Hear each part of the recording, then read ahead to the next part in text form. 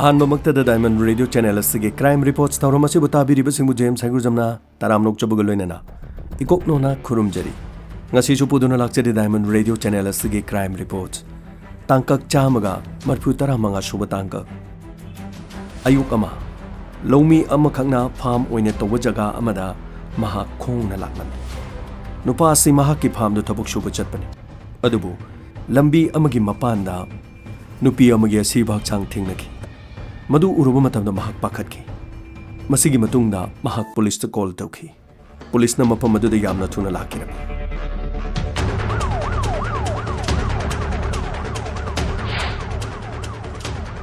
ꯃꯌꯥꯝ ꯈꯖꯤꯛꯇ ꯍꯟꯊꯣ ꯁꯤ ꯄꯨꯂꯤꯁ ꯂꯥꯛꯏ ꯃꯌꯥꯝ ꯈꯖꯤꯛꯇ ꯍꯟꯊꯣ ꯅꯪꯂ ꯉꯁꯥꯏ ꯑꯩꯈꯣꯏꯗ ꯐꯣꯟ ꯇꯧꯔꯛꯄꯗꯣ ꯃꯥꯅꯤ ꯁꯥꯕ ꯑꯩꯅ ꯐꯣꯟ ꯇꯧꯖꯕꯅꯤ ꯅꯪꯗꯤ ꯃꯐꯝ ꯑꯁꯤꯗ ꯀꯃꯥꯏꯅ ꯊꯦꯡꯅꯔꯛꯄꯅꯣ ꯁꯥꯕ ꯑꯩꯗꯤ ꯂꯧꯃꯤꯅꯤ ꯅꯨꯡꯇꯤꯒꯤ ꯂꯝꯕꯤꯁꯦ ꯐꯥꯎꯔꯒ ꯑꯩ ꯂꯧ ꯁꯨꯕ ꯆꯠꯆꯕꯅꯤ ꯑꯗꯨꯕꯨ ꯑꯌꯨꯛ ꯑꯉꯟꯕꯗ ꯑꯩꯅ ꯃꯐꯝꯁꯤꯗ ꯂꯥꯛꯄꯗ ꯅꯨꯄꯤ ꯑꯃ ꯇꯥꯔꯒ ꯂꯩꯕ ꯃꯗꯨꯗꯒꯤ ꯑꯩ ꯆꯤꯡꯅꯗꯨꯅ ꯃꯅꯥꯛꯇ ꯆꯪꯁꯤꯜꯂꯒ ꯌꯦꯡꯕ ꯃꯇꯝꯗ ꯑꯁꯤꯕ ꯍꯛꯆꯥꯡ ꯑꯣꯏꯗꯨꯅ ꯂꯩꯔꯝꯕꯅꯤ ꯃꯍꯥꯛꯀꯤ ꯃꯉꯛꯁꯝꯁꯤ ꯀꯔꯤꯒꯨꯝꯕ ꯊꯥꯡꯅ ꯂꯦꯟꯈꯤꯕꯒꯨꯝꯕ ꯃꯥꯜꯂꯦ ꯃꯗꯨꯗꯒꯤ ꯑꯩ ꯀꯤꯗꯅ ꯄꯥꯎ ꯑꯁꯤ ꯄꯤꯖꯔꯛꯄꯅꯤ ꯑꯗꯨꯒ ꯉꯥꯏꯍꯥꯛ ꯂꯩꯔ ꯃꯇꯨꯡꯗꯒꯤ ꯃꯤ ꯃꯌꯥꯝꯁꯨ ꯑꯣꯝꯁꯤꯜꯂꯛꯄꯅꯤ ꯑꯣ ꯌꯥꯝꯅ ꯐꯔꯦ ꯑꯗꯨ ꯃꯍꯥꯛꯀꯤ ꯃꯅꯥꯛꯁꯤꯗꯩꯗ ꯕꯦꯒꯀꯨꯝꯕ ꯃꯣꯕꯥꯏꯜꯒꯨꯝꯕ ꯑꯇꯩ ꯑꯇꯩ ꯄꯣꯠ ꯆꯩ ꯀꯔꯤ ꯀꯔꯤ ꯂꯩꯔꯝꯒꯦ ꯁꯕ ꯑꯗꯨꯒꯨꯝꯕꯗꯤ ꯑꯃꯠꯇ ꯂꯩꯔꯝꯗꯦ ꯑꯩ ꯂꯥꯛꯄ ꯃꯇꯝꯗꯗꯤ ꯍꯥꯏꯔꯤꯕ ꯄꯣꯠ ꯆꯩꯁꯤꯡꯗꯨ ꯑꯃꯠꯇ ꯂꯩꯔꯝꯗꯦ ꯁꯕ ꯌꯥꯗꯕ ꯐꯣꯔꯦꯟꯁꯤꯛ ꯁꯥꯏꯟꯁꯀꯤ ꯇꯤꯝꯗ ꯄꯥꯎ ꯄꯤꯈꯣ ꯑꯗꯨꯒ ꯅꯨꯄꯤ ꯑꯁꯤ ꯃꯍꯥꯛꯀꯤ ꯐꯣꯇꯣꯗꯨ ꯈꯕꯔꯗ ꯍꯥꯞꯅꯕ ꯇꯧꯁꯤ ꯑꯗꯨꯒ ꯃꯍꯥꯛ ꯃꯁꯥꯁꯦ ꯄꯣꯁꯠꯃꯣꯔꯇꯦꯝꯒꯤꯗꯃꯛꯇ ꯊꯥꯀꯣ ꯐꯅꯤ ꯁꯥꯔ ꯑꯗꯨꯒ ꯌꯥꯗꯕ ꯑꯁꯤꯕꯁꯤ ꯃꯐꯝ ꯑꯁꯤꯗ ꯍꯨꯟꯗꯣꯛꯂꯝꯕ ꯁꯣꯏꯗꯅ ꯑꯣꯏꯒꯗꯕ ꯃꯥꯜꯂꯦ ꯃꯍꯥꯛꯀꯤ ꯍꯛꯆꯥꯡꯗꯒꯤ ꯏ ꯑꯌꯥꯝꯕ ꯃꯐꯝ ꯑꯁꯤꯗ ꯇꯥꯗꯦ ꯃꯤꯁꯤ ꯑꯁꯤ ꯄ꯭ꯂꯥꯟ ꯇꯧꯗꯨꯅ ꯍꯥꯠꯂꯒ ꯃꯐꯝ ꯑꯁꯤꯗ ꯁꯣꯏꯗꯅꯃꯛꯀꯤ ꯍꯨꯟꯗꯣꯛꯄ ꯑꯣꯏꯔꯝꯒꯅꯤ ꯁꯥꯔ ꯃꯗꯨꯃꯛ ꯃꯥꯜꯂꯦ ꯁꯥꯔ ꯑꯗꯨꯒꯅꯦ ꯄꯣꯁꯠꯃꯣꯔꯇꯦꯝꯒꯤ ꯑꯃꯗꯤ ꯐꯣꯔꯦꯟꯁꯤꯛꯀꯤ ꯔꯤꯄꯣꯔꯠꯀꯤ ꯃꯇꯨꯡꯏꯟꯅ ꯃꯈꯥ ꯇꯥꯅ ꯀꯔꯤ ꯇꯧꯕ ꯌꯥꯕꯒꯦ ꯍꯥꯏꯕꯗꯣ ꯑꯩꯈꯣꯏ ꯌꯦꯡꯁꯤ ꯐꯅꯤ ꯁꯥꯔ ꯃꯁꯤꯒꯤ ꯃꯇꯨꯡꯗ ꯐꯣꯔꯦꯟꯁꯤꯛꯀꯤ ꯇꯤꯝ ꯂꯥꯛꯈꯤ ꯑꯃꯗꯤ ꯑꯁꯤꯕ ꯂꯩꯔꯤꯕ ꯃꯐꯝ ꯑꯗꯨꯗ ꯐꯣꯔꯦꯟꯁꯤꯛ ꯇꯤꯝꯅ ꯀꯨꯞꯅ ꯌꯦꯡꯁꯤꯟꯈꯤꯔꯝꯃꯤ ꯃꯁꯤꯒꯤ ꯃꯇꯨꯡꯗ ꯑꯁꯤꯕ ꯑꯗꯨ ꯄꯣꯁꯠꯃꯣꯔꯇꯦꯝꯒꯤꯗꯃꯛ ꯄꯨꯈꯤꯔꯝꯃꯤ ꯑꯃꯔꯣꯝꯗ ꯅꯥꯁꯤꯛꯇ ꯊꯕꯛ ꯇꯧꯕ ꯕꯤꯖꯦ ꯀꯧꯕ ꯅꯨꯄꯥ ꯑꯃ ꯃꯍꯥꯛ ꯃꯌꯨꯝꯗ ꯍꯜꯂꯛꯈꯤ ꯃꯇꯝ ꯑꯗꯨꯗ ꯌꯨꯝ ꯍꯦꯛ ꯆꯪꯂꯛꯄꯒ ꯃꯍꯥꯛꯀꯤ ꯂꯣꯏꯅꯕꯤꯅ ꯍꯥꯏꯔꯛꯈꯤ ꯑꯦ ꯍꯟꯕꯤꯔꯛꯂꯦꯅ ꯌꯥꯝꯅ ꯊꯥꯖꯗꯦ ꯀꯩꯗꯧꯉꯩ ꯑꯃꯨꯛ ꯆꯠꯇꯣꯏꯅꯣ ꯑꯩ ꯌꯨꯝꯗ ꯍꯜꯂꯛꯄ ꯌꯥꯗ꯭ꯔꯣ ꯑꯗꯨꯒꯤ ꯅꯠꯇꯦ ꯌꯨꯝꯗ ꯀꯨꯏꯅ ꯍꯜꯂꯛꯇꯕꯗꯨꯗ ꯑꯩꯅ ꯍꯜꯂꯛꯇꯕꯗꯣ ꯑꯩ ꯊꯕꯛ ꯆꯠꯄꯅꯤ ꯅꯪꯁꯨ ꯃꯗꯨ ꯈꯪꯂꯤ ꯅꯠꯇ꯭ꯔꯣ ꯈꯪꯅ ꯍꯪꯉꯤꯗꯨ ꯀꯩꯒꯤꯅꯣ ꯑꯗꯨꯕꯨꯗꯤ ꯈꯪꯉꯦ ꯑꯗꯨ ꯀꯩꯗꯧꯉꯩ ꯑꯃꯨꯛ ꯆꯠꯄꯤꯗꯣꯏꯅꯣ ꯆꯠꯂꯔꯣꯏ ꯌꯨꯝꯗ ꯁꯨꯝ ꯂꯩꯔꯅꯤ ꯑꯣ ꯐꯔꯦ ꯑꯗꯨꯗꯤ ꯐꯤꯗꯣ ꯍꯣꯡꯗꯣꯛꯄꯤꯔꯣ ꯑꯩ ꯆꯥꯅ ꯊꯛꯅꯕ ꯀꯩꯀꯩꯅꯣ ꯈꯔ ꯍꯣꯠꯅꯖꯔꯛꯀꯦ ꯃꯇꯝ ꯑꯗꯨꯗ ꯕꯤꯖꯦꯒꯤ ꯐꯣꯟꯗ ꯀꯣꯜ ꯑꯃ ꯂꯥꯛꯈꯤ ꯐꯣꯟ ꯑꯗꯨ ꯃꯍꯥꯛꯀꯤ ꯃꯃꯥꯟꯅꯕ ꯁꯪꯀꯔ ꯀꯧꯕ ꯃꯤꯑꯣꯏ ꯑꯃꯒꯤ ꯑꯣꯏꯔꯝꯈꯤ ꯕꯤꯖꯦ ꯅꯪ ꯊꯕꯛ ꯊꯣꯛꯑꯦꯅ ꯇꯥꯏꯅꯦ ꯑꯗꯣ ꯍꯥꯟꯅ ꯅꯪꯅ ꯌꯥꯎꯔꯝꯕ ꯊꯕꯛꯁꯦ ꯄꯣꯁ ꯑꯗꯨꯝ ꯍꯥꯡꯗꯨꯅ ꯂꯩꯔꯤ ꯑꯗꯨ ꯌꯥꯎꯔꯁꯤꯗꯅ ꯀꯔꯤ ꯈꯜꯂꯤꯒꯦ ꯑꯩꯈꯣꯏ ꯕꯣꯁꯇ ꯑꯩ ꯑꯗꯨꯝ ꯍꯥꯏꯅꯒꯦ ꯁꯪꯀꯔ ꯃꯗꯨꯒꯤ ꯋꯥꯗꯣ ꯍꯥꯏꯔꯨꯈꯤꯅꯨ ꯑꯩ ꯁꯣꯝꯗ ꯀꯝꯄꯦꯅꯤ ꯑꯃꯗ ꯍꯥꯟꯅ ꯍꯣꯏ ꯍꯥꯏꯗꯣꯛꯎꯔꯦ ꯑꯗꯨꯒ ꯕꯣꯁꯇꯗꯤ ꯑꯩꯅ ꯌꯥꯔꯛꯇꯦ ꯍꯥꯏꯕꯁꯦ ꯍꯥꯏꯔꯨꯈꯤꯅꯨ ꯃꯔꯝꯗꯤ ꯑꯩ ꯁꯣꯝꯗ ꯑꯝꯇ ꯌꯦꯡꯈꯤꯒꯦ ꯀꯔꯤꯒꯨꯝꯕ ꯅꯥꯇꯩ ꯆꯥꯗ꯭ꯔꯗꯤ ꯑꯗꯨꯗꯒꯤ ꯑꯃꯨꯛ ꯆꯪꯉꯛꯀꯦ ꯑꯣ ꯐꯔꯦ ꯐꯔꯦ ꯑꯗꯨ ꯕꯤꯖꯦ ꯇꯣꯂꯣꯞꯀꯤꯗꯤ ꯀꯩꯁꯨ ꯈꯜꯂꯨꯔꯅꯨ ꯍꯥꯟꯅ ꯅꯪꯅ ꯐꯪꯕꯗꯨ ꯌꯥꯝꯅ ꯄꯤꯛꯏꯗꯅ ꯍꯧꯖꯤꯛꯇꯤ ꯇꯣꯂꯣꯞ ꯌꯥꯝ ꯆꯥꯎꯔꯦ ꯑꯗꯨ ꯅꯪꯒꯤ ꯇꯣꯂꯣꯞꯇꯣ ꯆꯥꯎꯅꯅꯕ ꯑꯩ ꯑꯗꯨꯝ ꯕꯣꯁꯇ ꯍꯥꯏꯒꯦ ꯑꯗꯨ ꯅꯪ ꯑꯃꯨꯛꯇꯪꯗꯤ ꯈꯜꯂꯣ ꯊꯥꯒꯠꯆꯔꯤ ꯁꯪꯀꯔ ꯑꯗꯨꯕꯨ ꯕꯣꯁꯇꯗꯤ ꯑꯩꯅ ꯌꯥꯔꯛꯇꯦ ꯍꯥꯏꯕꯁꯦ ꯍꯥꯏꯔꯨꯈꯤꯅꯨ ꯑꯩ ꯁꯣꯝꯒꯤꯁꯦ ꯑꯃꯨꯛꯇꯤ ꯌꯦꯡꯈꯤꯒꯦ ꯑꯗꯨꯒ ꯑꯩ ꯅꯉꯣꯟꯗ ꯄꯥꯎ ꯄꯤꯔꯛꯀꯦ ꯑꯣꯀꯦ ꯑꯗꯨꯗꯤ ꯂꯝꯁꯥꯡ ꯂꯥꯛꯄꯒꯤ ꯋꯥꯔꯝꯃꯅꯤ ꯄꯥꯎꯗꯣ ꯍꯥꯏꯔꯛꯑꯣꯀꯣ ꯊꯝꯃꯒꯦ ꯍꯣꯏ ꯃꯁꯤꯒꯤ ꯃꯇꯨꯡꯗ ꯕꯤꯖꯦ ꯌꯨꯝꯌꯥꯏ ꯑꯗꯨꯗ ꯃꯍꯥꯛ ꯎꯪꯗꯨꯅ ꯂꯩꯈꯤ ꯇꯥꯂꯛ ꯑꯗꯨꯗ ꯀꯤꯆꯟꯗꯒꯤ ꯀꯨꯀꯔꯅ ꯈꯣꯡꯕꯒꯤ ꯃꯈꯣꯜ ꯑꯗꯨ ꯇꯥꯈꯤꯔꯝꯃꯤ ꯃꯇꯝ ꯑꯗꯨꯗ ꯃꯍꯥꯛ ꯌꯥꯝꯅ ꯈꯪꯈꯤꯔꯝꯃꯤ ꯃꯍꯥꯛꯀꯤ ꯅꯨꯄꯤꯅ ꯍꯥꯏꯔꯛꯈꯤ ꯀꯩꯗꯧꯔꯒꯦ ꯏꯁꯥ ꯅꯨꯡꯉꯥꯏꯕꯤꯗꯕ꯭ꯔꯣ ꯑꯩ ꯀꯔꯤ ꯁꯦꯝꯖꯔꯨꯒꯦ ꯌꯥꯅꯤ ꯀꯩꯁꯨ ꯇꯧꯗꯦ ꯂꯝꯁꯥꯡ ꯂꯥꯛꯄꯒꯤ ꯋꯥꯔꯦ ꯑꯃꯔꯣꯝꯗꯅ ꯑꯁꯤꯕ ꯍꯛꯆꯥꯡ ꯑꯗꯨꯒꯤ ꯄꯣꯁꯠꯃꯣꯔꯇꯦꯝ ꯂꯣꯏꯈꯤꯔꯝꯃꯤ ꯄꯣꯁꯠꯃꯣꯔꯇꯦꯝ ꯇꯧꯔꯤꯕ ꯗꯣꯛꯇꯔ ꯑꯗꯨꯕꯨ ꯎꯅꯔꯝꯃꯤ ꯏꯟꯁꯄꯦꯛꯇꯔ ꯑꯁꯤꯕꯁꯤ ꯃꯉꯛꯁꯝꯗ ꯊꯥꯡꯅ ꯂꯦꯜꯂꯒ ꯍꯥꯠꯄꯅꯤ ꯑꯗꯨꯒ ꯑꯁꯤꯕꯁꯤ ꯉꯔꯥꯡ ꯄꯨꯡ 9ꯗꯒꯤꯅ ꯄꯨꯡ 10 ꯐꯥꯎꯕꯒꯤ ꯃꯅꯨꯡꯗ ꯁꯤꯕꯅꯤ ꯑꯗꯨꯒ ꯑꯇꯣꯞꯄ ꯃꯁꯥꯗ ꯗꯥꯛ ꯑꯃꯠꯇ ꯂꯩꯇꯦ ꯗꯣꯛꯇꯔ ꯑꯦꯅꯤ ꯁꯦꯛꯁꯨꯑꯦꯜ ꯑꯦꯁꯣꯜꯠ ꯅꯣ ꯑꯗꯨꯒꯤꯗꯤ ꯀꯩꯁꯨ ꯂꯩꯇꯦ Thank you, Doctor. Masigi matungda police na forensic report amuk khongalam. Amadi yamna kupna parame. Masigi matungda inspector duna makhataba police ki miyoy haiki. Yadav. Asiba sigi masada ID su fangde. Masada selam liba salwar asinatana kari gumbalang lalang jina matalekti. Sir, photo su cover du loina hablabane dubu. Hauju pobugi di akodi kari gumba mata masigi lang lalang jina laktri. Adubu hauju pobugi di kanam ta claim torok lektri. Yadav.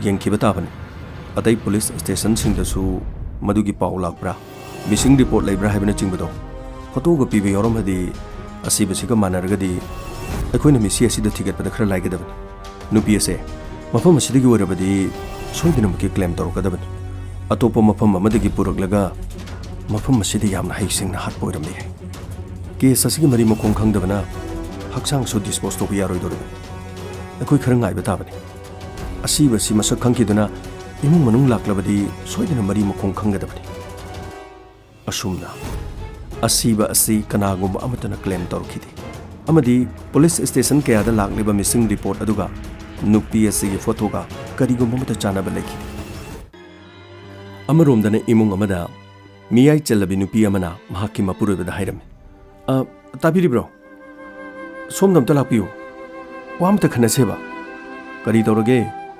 Nasanupido, phone switch off lay. Numit mangani suri. Karino mana torusibo amukta di khana sike dobuge. Mama. Madugi wa already ngon wari do harakan. Nasanupido, lamket lam haibini. Mabu mi amu oina na nabagi dama kakuni samlo kunatro. Mane yumasi thadolaga chatpi maram sibu karino. Nang su mutu khaluni.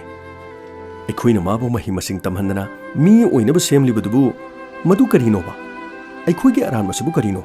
Mabu matik chaba mi mu oina nabagi sembasibu ekhoige iralaba o pharise adugi wado ko na hina rasu ye magi phone chatribase numit mangani suri heba adu police ta chalaga complaint gumba tobuna pharoidro kari gi complaint no mahak mathantani pokni base ma khangni ban natro mana di khoibu kok thok pongam laga ekhoina kari gi damakta di mahak kok thok pongam loideno asumna imung asigi machanupi kalpana kobi ama lerami mahak masagi kongpham masana semjagani haiduna mahakki mayum thadoktuna matam khargi mamangda chatki mahakna chatkiba matam adudadi mama ka khara khara pau phongnaram amadi yumda halaknabagi damak mamana kayara han haiki adubu mahak kanagi manakta chatpano haibasu mahak hotel amada lei haiki karigi damakta leiribano harabasu mahakki lambi di mahakna semgani mahak phattaba thabak amata thoroi haiduna mamada chetpa wapam piram Masinatana mahana kanagumba mi amatagi maming matha panbasu leramde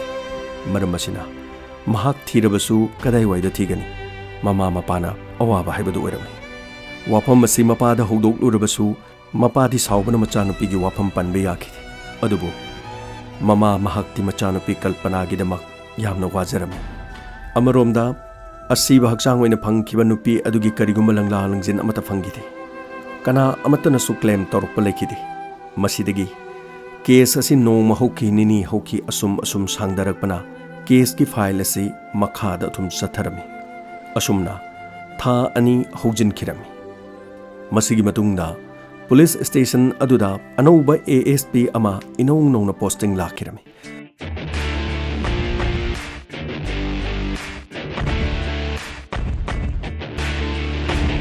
mahaki mamin ASP Ranveer Sinha Good morning, sir. Good morning. Good morning, sir. Good morning. Senior officer ani khatang aigi ka ta changbiro. Oh. Adom adom gi phambam da take your seat. Police station asigi oina case file haibadi hojog jik thokpa nataba. Ngasi dagi tha kharagi mamang da thokiba loisan bangam da case khara ai yengba pame. Adu Officer sing happy ningsing biba lerangani kari kari case le bibage sir akoi thani gi mamang da nupi amage si bhaksang phangi mahaki langla langjin kari guma mata phangi de aduga mahaki photo su khabar amadi news sing da khoi hapki adu ngasi babu kana matana claim amta torokti aduga sab atai case sing di akoi gi crime da chenaba mio sing phaba punba loirba matungda makoi bu charge thangataba judicial custody de leiba aduga witness phangdaba asiguma case khara leijari sir aduga asiba nupi adugidi maming khangdabana amadi matam su sangna lerakpana ꯑꯩꯈꯣꯏꯅ ꯗꯤꯁꯄꯣꯁ ꯇꯧꯖꯈ꯭ꯔꯦ ꯑꯗꯨꯒ ꯃꯍꯥꯛꯀꯤ photo ꯑꯃꯗꯤ ꯃꯍꯥꯛꯅ ꯁꯦꯠꯂꯝꯕ ꯗ꯭ꯔꯦꯁꯇꯤ ꯂꯩꯔꯤ officer ꯑꯩꯈꯣꯏꯒꯤ ꯏꯊꯧꯁꯦ ꯃꯃꯤꯡ ꯃꯊꯥ ꯈꯪꯕ ꯃꯤꯑꯣꯏ ꯈꯛꯇꯒꯤ ꯀꯦꯁ ꯑꯗꯨ ꯄꯥꯏꯅꯅꯕ ꯂꯩꯕ ꯅꯠꯇꯦ ꯀ꯭ꯔꯤꯃꯤꯅꯦꯜꯒꯤ ꯃꯊꯧꯗꯤ ꯑꯁꯤꯕꯗꯣ ꯀꯅꯥ ꯑꯃꯠꯇ ꯈꯪꯂꯔꯣꯏ ꯍꯥꯏꯗꯨꯅ ꯃꯍꯥꯛꯀꯤ ꯉꯝꯖꯕꯤ ꯊꯥꯗꯅ ꯍꯣꯠꯅꯔꯝꯒꯗꯧꯔꯤꯕꯅꯤ ꯑꯩꯈꯣꯏꯅ ꯃꯈꯣꯏꯅ ꯉꯝꯖꯕꯤ ꯊꯥꯗꯅ ꯍꯣꯠꯅꯔꯝꯂꯤꯕ ꯑꯗꯣ ꯀꯗꯥꯏꯗ ꯀꯔꯤ ꯂꯩꯔꯤꯕꯒꯦ ꯀꯔꯤ ꯆꯤꯊꯔꯤꯕꯒꯦ ꯍꯥꯏꯕꯗꯣ ꯑꯩꯈꯣꯏꯅ ꯊꯤꯕꯗꯨꯅ ꯑꯩꯈꯣꯏ ꯄꯨꯂꯤꯁꯀꯤ ꯊꯧ ꯀꯦꯁ ꯐꯥꯏꯜꯗꯣ ꯑꯝꯇ ꯊꯤꯔꯒ ꯑꯝꯇ ꯄꯤꯕꯤꯔꯣ ꯁꯔ ꯁꯤꯗ ꯂꯩꯖꯔꯦ ꯑꯩꯅ ꯑꯍꯥꯟꯕ ꯃꯐꯝ ꯑꯁꯤꯗ ꯖꯣꯏꯟ ꯇꯧꯕꯒꯤ ꯀꯦꯁ ꯑꯁꯤ ꯑꯍꯥꯟꯕ ꯑꯣꯏꯅ ꯄꯥꯏꯒꯅꯤ ꯃꯐꯝ ꯑꯗꯨꯒꯤ ꯑꯁꯤꯕ ꯂꯩꯔꯝꯕꯗꯨꯒꯤ ꯐꯣꯔꯦꯟꯁꯤꯛ ꯁꯥꯏꯠꯀꯤ ꯔꯤꯄꯣꯔꯠ ꯀꯥꯏ ꯂꯩ ꯁꯔ ꯁꯤꯗ ꯂꯩꯖꯔꯦ ꯑꯗꯨꯒ ꯄꯣꯁꯠꯃꯣꯔꯇꯦꯝꯒꯤꯗꯤ ꯁꯔ ꯑꯗꯨꯁꯨ ꯁꯤꯗ ꯂꯩꯖꯔꯦ ꯁꯔ ꯆꯤꯡꯅꯕ ꯐꯕ ꯃꯤ ꯂꯩꯈꯤꯕ꯭ꯔꯣ ꯁꯔ ꯑꯗꯨꯒꯨꯝꯕꯗꯤ ꯀꯅꯥꯃꯠꯇ ꯂꯩꯇꯦ ꯀꯅꯥꯅ ꯍꯥꯟꯅ ꯊꯦꯡꯅꯔꯛꯀꯦ ꯁꯔ ꯂꯧꯃꯤ ꯑꯃꯈꯛꯅ ꯎꯔꯛꯄꯅꯤ ꯂꯧꯃꯤꯗꯨꯅ ꯊꯦꯡꯅꯕ ꯀꯥꯟꯗ ꯃꯅꯤ ꯕꯦꯒ ꯃꯣꯕꯥꯏꯜ ꯃꯍꯥꯛꯀꯤ ꯕꯦꯒꯅꯆꯤꯡꯕ ꯐꯪꯈꯤꯕ ꯂꯩꯕ꯭ꯔꯣ ꯁꯔ ꯂꯧꯃꯤꯗꯨꯅ ꯍꯥꯏꯕꯒꯤ ꯃꯇꯨꯡ ꯏꯟꯅ ꯑꯗꯨꯗꯤ ꯑꯃꯠꯇ ꯂꯩꯔꯝꯗꯦ ꯍꯥꯏ ꯃꯥꯅ ꯍꯥꯏꯔꯒ ꯍꯦꯛꯇ ꯌꯥꯕ꯭ꯔꯣ ꯃꯗꯨꯒꯤ ꯃꯇꯨꯡꯗ ꯂꯧꯃꯤꯗꯨꯅ ꯃꯣꯕꯥꯏꯜꯗꯨ ꯁꯤꯖꯤꯟꯅꯕ꯭ꯔꯥ ꯅꯠꯇ꯭ꯔꯒ ꯃꯍꯥꯛ ꯍꯥꯟꯅ ꯃꯣꯕꯥꯏꯜ ꯄꯥꯏꯕ꯭ꯔꯥ ꯄꯥꯏꯗꯕ꯭ꯔꯥ ꯃꯍꯥꯛꯀꯤ ꯐꯤꯕꯝ ꯃꯑꯣꯡ ꯃꯇꯧ ꯀꯔꯤ ꯇꯧꯏꯅꯣ ꯌꯦꯡꯕ꯭ꯔꯣ ꯁꯔ ꯂꯧꯃꯤ ꯑꯣꯏꯖꯔꯕꯁꯨ ꯄꯥꯎꯗꯤ ꯃꯍꯥꯛꯅ ꯑꯩꯈꯣꯏꯗ ꯀꯣꯜ ꯇꯧꯔꯒ ꯄꯤꯔꯛꯄꯅꯤ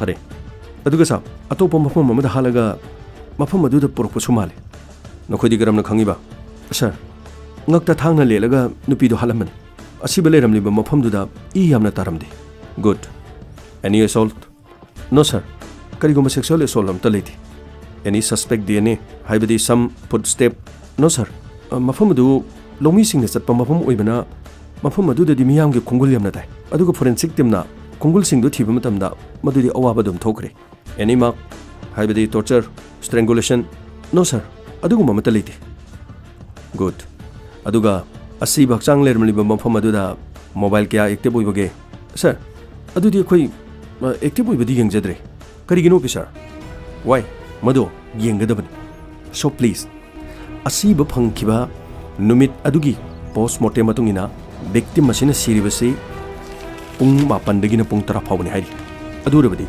ꯄꯨꯡ 10ꯒꯤ ꯃꯇꯨꯡꯗꯒꯤꯅ ꯅꯦꯛꯁꯠ ꯃꯣꯔꯅꯤꯡ ꯄꯨꯡ 6 ꯐꯥꯎꯕꯒꯤ ꯃꯅꯨꯡꯗ ꯑꯁꯤꯕ ꯂꯩꯔꯝꯂꯤꯕ ꯑꯁꯤꯕ ꯍꯨꯟꯗꯣꯛꯂꯤꯕ ꯃꯐꯝꯗꯣ ꯃꯐꯝ ꯑꯗꯨꯗ ꯂꯩꯔꯤꯕ ꯑꯦꯛꯇꯤꯚ ꯑꯣꯏꯔꯤꯕ ꯃꯣꯕꯥꯏꯜ ꯁꯥꯔꯚꯤꯁ ꯄ꯭ꯔꯣꯚꯥꯏꯗꯔꯁꯤꯡꯗ ꯅꯝꯕꯔꯁꯤꯡꯗꯣ ꯄꯤꯌꯨ ꯍꯥꯏꯌꯨ ꯃꯁꯦ ꯄꯤꯗꯕ ꯌꯥꯗꯕꯅꯤ ꯑꯗꯨꯒ ꯅꯝꯕꯔꯁꯤꯡ ꯑꯗꯨꯗ ꯑꯃꯒ ꯑꯃꯒ ꯃꯦꯠꯆ ꯑꯣꯏꯅꯕ꯭ꯔꯥ ꯍꯥꯏꯕꯁꯦ ꯃꯈꯣꯏꯒꯤ ꯀꯣꯜ ꯔꯦꯀꯣꯔꯗꯁꯤꯡ ꯀꯣꯜ ꯗꯤꯇꯦꯜꯁꯤꯡꯗ ꯌꯦꯡꯒꯗꯕꯅꯤ ꯌꯦꯁ ꯁꯔ ꯑꯗꯨꯒ ꯅꯨꯄꯤ ꯑꯗꯨꯒꯤ ꯃꯁꯥꯗ ꯁꯦꯠꯂꯝꯕ ꯐꯤꯔꯣꯟꯗꯣ ꯀꯗꯥꯏ ꯂꯩ ꯑꯩꯒꯤꯁꯤꯗ ꯊꯝꯕꯤꯔꯝꯃꯨ ꯐꯅꯤ ꯁꯔ ꯑꯗꯨꯒ ꯑꯩ ꯅꯝꯕꯔꯁꯤꯡꯗꯣ ꯌꯥꯝꯅ ꯊꯨꯅ ꯄꯥꯝꯃꯤ ꯁꯥꯔꯚꯤꯁ ꯄ꯭ꯔꯣꯚꯥꯏꯗꯔꯁꯤꯡꯗ ꯌꯥꯝꯅ ꯊꯨꯅꯃꯛ ꯅꯝꯕꯔ ꯑꯗꯨ ꯄꯤꯕꯤꯅꯕ ꯈꯔ ꯍꯥꯏꯕꯤꯌꯨ ꯐꯅꯤ ꯁꯔ ꯑꯁꯨꯝꯅ ꯄꯨꯂꯤꯁ ꯁꯦꯅꯤꯌꯔ ꯑꯅꯤ ꯑꯗꯨ ASPꯒꯤ ꯀꯥꯗꯒꯤ ꯊꯣꯔꯛꯈꯤ ꯃꯁꯤꯒꯤ ASPꯁꯤꯗꯤ ꯅꯩꯗꯣꯔꯦꯍꯦ ꯃꯣꯕꯥꯏꯜ ꯅꯝꯕꯔ ꯃꯌꯥꯝꯗꯨꯒꯤ ꯀꯣꯜ ꯃꯦꯆꯤꯡ ꯀꯃꯥꯏꯅ ꯊꯤꯗꯣꯏꯅꯣ ꯂꯣꯏꯗꯧꯔꯤꯕ ꯇꯧꯔꯤꯁꯦ ꯑꯩꯈꯣꯏꯅ ꯊꯤꯕ ꯌꯥꯕ ꯊꯤꯔꯕꯅꯤ ꯐꯪꯗꯗꯅ ꯑꯩꯈꯣꯏꯅ ꯂꯣꯏꯁꯤꯜꯂꯕ ꯀꯦꯁꯅꯤ ꯀꯣꯛ ꯀ꯭ꯂꯣꯖ ꯇꯧꯔꯁꯨ ꯌꯥꯔꯕꯅꯦꯕ ꯑꯩꯈꯣꯏꯅ ꯉꯝꯈꯤꯕ ꯀꯦꯁ ꯀꯌꯥꯁꯨ ꯂꯩꯔꯤꯗꯅ ꯑꯆꯨꯝꯕ ꯀꯌꯥꯁꯨ ꯄꯨꯔꯛꯈ꯭ꯔꯦ ꯑꯗꯨꯕꯨ ꯑꯩꯈꯣꯏꯅ ꯉꯝꯈꯤꯗꯕꯁꯤꯕꯨ